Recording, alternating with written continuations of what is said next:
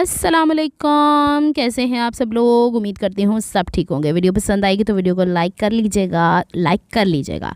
Channel पर new है तो चैनल को सब्सक्राइब कर लीजिएगा। कुछ बहनों का कहना है कि व्लॉग्स आप जल्दी जल्दी डाला करें, लेकिन मैं ये कहती हूँ कि जब मैं जल्दी जल्दी व्लॉग्स डालती हूँ तो आप लोग बोर हो जाते हैं। ये मेरी सुबह की कार्रवाई है, यानी अब ये ड्रेस जो मैंने घर में पहनना शुरू कर दिया है और अभी मैं बिस्तर से उठी ही थी, मैंने सोचा चलो व्लॉग स्टार्ट करते हैं। यहाँ पे मैं स्कूल ले जाने के लिए एक बॉयल एग लेके जा रही हूँ। ब्राउन ब्रेड के अंदर मैंने थोड़ा सा पीनट बटर लगाया है। वीडियो शूट की थी रात की, वही थोड़ी खिलारे पड़े हुए हैं। सारा बिस्तर मैंने उठाना है और फिर मैंने कमरे की सफाई करनी है। कमरे की सफाई करने के बाद फिर मैंने तैयार होना है, क्योंकि इस वक्त तक जब तक कि मैंने आपको दिखाया कि मैं ले जाने के लिए लंच तैयार कर लिया था, मैं ब्रेकफास्ट कर चुकी थी। फिर इसके बाद बारी आती है, मैंने जिम के कपड़े पहन लिए थे, क्योंकि जिम के ही कपड़े पहन के जाती हूँ। मेरे साथ होता है कि कितना बंदा कैरी करके लेके जाए।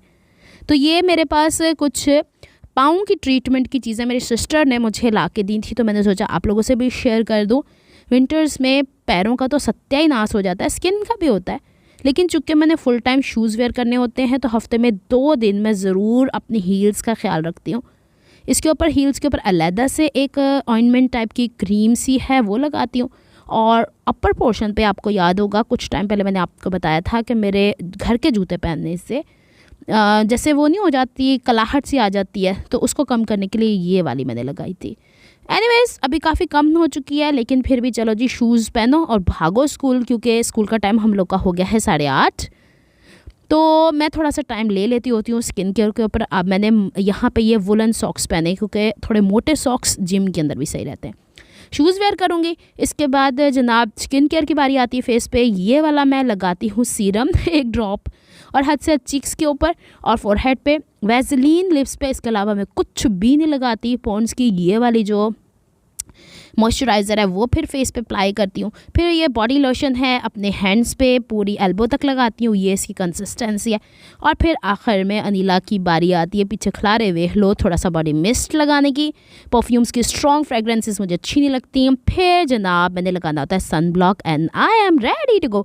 आज मैंने चूँकि सुबह सुबह बात ले लिया था, बाल भी धोए हुए थे, तो स्क्रंची मैंने साथ रख ली थी, कैचर मैंने लगा लिया था सर पे। जिम में जाके भी फिर वो कैचर ही रहा, मैंने कोई स्क्रंची यूज़ नहीं की। खैर अभी तक तेल लगाई है। और मैंने आज पूरा दिन अपने हेयर ब्रश ही नहीं किए, शाबाश है मेरे। ये स्कूल पहुंच गई हूँ मैं, और मंडे से एग्ज़ाम स्टार्ट हैं गवर्नमेंट के, तो आज तैयारी चल रही थी। टाइम टेबल देना था, ये वो अलाबला बड़ा कोई काम होता है स्कूल के अंदर। कौन कहता है गवर्नमेंट के अंदर काम नहीं होता। और जो मैंने यहाँ तक लंच कर लिया और दिमाग में नहीं रहा कि 4th पीरियड था, मुझे लगा ब्रेक हो गई है। फिर ये मिस हमारी हैं, वो लेकर आई थी मेरे लिए अमरूद। उन्हें पता है मुझे अमरूद बड़े पसंद है। हल्का सा मसाला छिड़का और हम 2 टीचर्स बैठ के यहाँ पे खाने लगे हुए थे। और अमरूद खाने के बाद, और वो मैंने जो लंच लेके गई थी वो तो मैंने कर लिया था। फिर 12 बजे ऑफ हो जाता जो मैं कहा, मैं चली गई थी जिम में दूसरी कार्डियो तो कर ली थी। इसके बाद बचता है ट्रेडमिल मैंने यहाँ पे हल्के हल्के स्टार्ट की थी। मैंने सोचा आप लोगों से शेयर कर दूँ। ये रही भाई अनीला बाजी, और लगी पड़ी है। अब यहाँ पे मैंने दिसंबर में सोचा है कि अपना कोई बंदा वेट ही लूज़ कर ले। हद से हद इसकी स्पीड में 6-7 तक भी ले जाती हूँ। थोड़ा बहुत रनिंग करती हूँ, लेकिन ज़्यादा रनिंग मना है। आज ड्रेसिंग में यहाँ पे आपको वीडियो मिलेगी जनाब जी। इस चीज़ की के साइड की पॉकेट मैंने कंट्रास्ट कलर में लगानी बताई है। अच्छा, फिर इसके बाद जी एक बहन का कल बड़े अच्छा सा क्वेश्चन आया था, जिसके ऊपर बेस्ड करती है ये वीडियो, कि आप खद्दर के सूट को मैंने जब कहा था मैं श्रिंक नहीं करती, क्यों नहीं करती। इस पर मैंने ऑलरेडी वीडियो बनाई है। इसके अंदर कोई इतना नहीं है कि बहुत ज़्यादा श्रिंक होने वाला फैब्रिक होता है। दूसरी चीज़ कि मैंने उनके जब कमेंट का रिप्लाई दिया तो मैंने कहा मुझे इस पर वीडियो बनानी चाहिए, ताकि बहनों को ज़्यादा से ज़्यादा इससे मालूमात मिल जाए। पहली बात तो आप लोगों को जहन में रखनी है कि खद्दर के ड्रेसेस कभी भी आप लोगों ने टाइट फिटेड नहीं बनाने। खद्दर क्या, कोई भी मोटा कपड़ा होता है ना, कभी टाइट फिटेड मत बनाया करें। ये थोड़ा सा मोटा फैब्रिक नीचे बिछाया है, और इसके ऊपर अब मैं क्या करती हूँ, मेरा क्या तरीक़ाकार है वो ये है कि पहले तो मैं इसको, मेरी चूँकि स्टीम आयरन है और हैवी ड्यूटी वाली है ये। और एक बहन ने ये पूछा भी था क्या ये फ़ायदेमंद है, तो सिस्टर ये 3रा साल है, बल्कि अब मेरे ख्याल में 3, हाँ मैंने यूट्यूब के बाद ही लिया था जब मैं स्टार्ट किया था। 3 साल हो गए इस आयरन को। थोड़ा सा इसके टैंक का इशू हुआ था, तो इसके जो पार्ट्स होते हैं वो मिल जाते हैं। तो इसको अल्हम्दुलिल्लाह इस्त्री बहुत अच्छी चल रही है। हालांकि मेरा इरादा था कि मैं अब नहीं ख़रीद लूँ। जब मैंने ली थी तो 6000 की थी। अब इस इस्त्री का नाम क्या है, सिल्वर स्टार, और अब इसकी कीमत हो गई है 12 से 17 हज़ार के बीच। अब मुझे नहीं पता, वो तो खैर बंदा ख़ुद ख़रीदने जाता है तो पता चलता है। आ जाते जी खद्दर के कपड़ों की तरफ। तरफ। तो पहला पॉइंट आप लोगों ने जहन में ये रखना है, खद्दर क्या मोटा कोई भी कपड़ा हो, भले सिल्क भी हो, डेलिकेट होती है, आपने बॉडी फिटेड नहीं करना। बॉडी फिटिंग करेंगे तो साइड से छिजेगा, सिलाइयों के अंदर से गैप आ जाता है तो बिल्कुल ही awkward लगता है।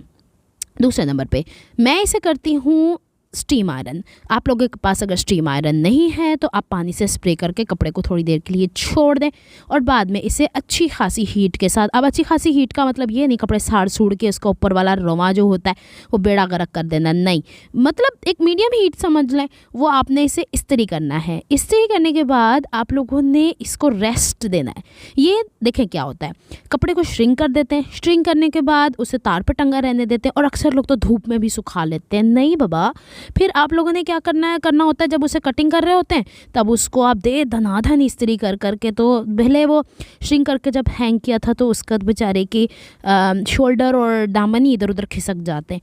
तो आप लोग देखें, मैं आपको आइडिया दे सकती हूँ, आगे आपका दिल चाहता है तो आप उसको करें ना करें। आपके सामने पिछले 3 साल से मैं कपड़े स्टिच कर रही हूँ, मुझे आज तक कोई श्रिंक नहीं हुआ।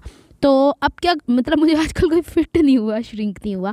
तो अब क्या करना है, सबसे पहले पूरे कपड़े को लंबाई के रुख पे सेंटर से थोड़ा बढ़ा के हम लोगों ने अच्छे से आयरन करना है। आयरन करने का तरीका आप देखिए कि लंबाई के रुख पे मेरी इस्त्री ज़्यादा चलती है, चौड़ाई के रुख पे नहीं चलती, क्योंकि ये सिर्फ मैं खद्दर की बात नहीं कर रही, मैं लॉन की भी बात कर रही हूँ, मैं कॉटन की भी बात कर रही हूँ, इवन मैं सिल्क की भी बात कर रही हूँ। सिल्क भी हमें पहले इस्त्री करना पड़ता है, या रेशमी कपड़े जो रॉ सिल्क होते हैं, या फिर हमारे पास जो बनारसी, एक बहन ने ये भी मुझसे पूछा था बनारसी कपड़े इन हैं, जी जनाब इन है।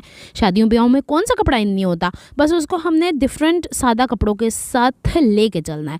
और फिर जी इसको हमने अच्छे से आयरन करना है। दूसरी टिप, पहला मैंने क्या बताया कि आप लोगों ने बॉडी फिटेड, एक बहुत फिटेड नहीं करने। दूसरा, आप लोगों ने इसको अच्छे से आयरन करना है। तीसरा, आयरन करने के बाद जैसे फ़र्ज़ करें जी आज आपने सुबह किया तो अगली सुबह को इसे कट कीजिएगा। क्या होता है ना कि स्टीम जो होती है वो इसके अंदर रच बस गई है, वो थोड़ा टाइम लेती है ड्राई होने के लिए। अब इसको तय किस तरीके से करेंगे वो मैं आपको थोड़ा सा आगे चल के बता देती हूँ। आपका मेन काम क्या है, इसकी सिलवटें निकालना, इसके अंदर से ये जो, क्योंकि देखें ये थान से बने हुए होते हैं तो बड़ी पक्की सी इसके अंदर ये आई हुई होती, क्रीज सी बनी होती है, इसको निकालना भी हमारा मकसद है ना। तो आप ज़रा सुकून से आ जाएंगी और फिर जब अगले दिन बारी आएगी ना, फिर आप ड्रेस कटिंग करिएगा और फिर बाद में स्टिच करिएगा और फिर बताइएगा कि क्या ये होता है कि श्रिंक होता है। क्योंकि मैंने वीडियो ऑलरेडी बना के दिखाई थी, पूरे 40 इंच में से 0.25 इंच श्रिंक हुआ था। तो हमारे कुर्ते को हम पहले ही अगर लूज़ देते हैं, ये देखें मेरी ना इस्त्री के ऊपर, चूँकि मैं कराची के जिस एरिया में रहती हूँ समंदर के पास है, तो इसके ऊपर रस्ट आया हुआ है।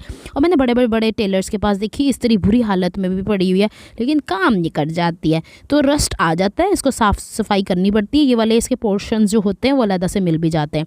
आखिर में बात आती है इसको आपने तय कैसे करना है। इस तरीके से तय करें और इससे अपने खुले एरिया में, जैसे कुर्सी पे रख दिया, ड्राइंग रूम में अपने जहाँ आप सोती हैं वहाँ रख दिया, ताकि सेट हो जाए। उम्मीद करती हूँ ये डिटेल्स आपको अच्छी लगी होंगी। मिलती हूँ नेक्स्ट व्लॉग में, अपना बहुत ख्याल रखिएगा, मुझे दुआ में याद रखिएगा। रब रखा फी मन अल्लाह हाफिज़।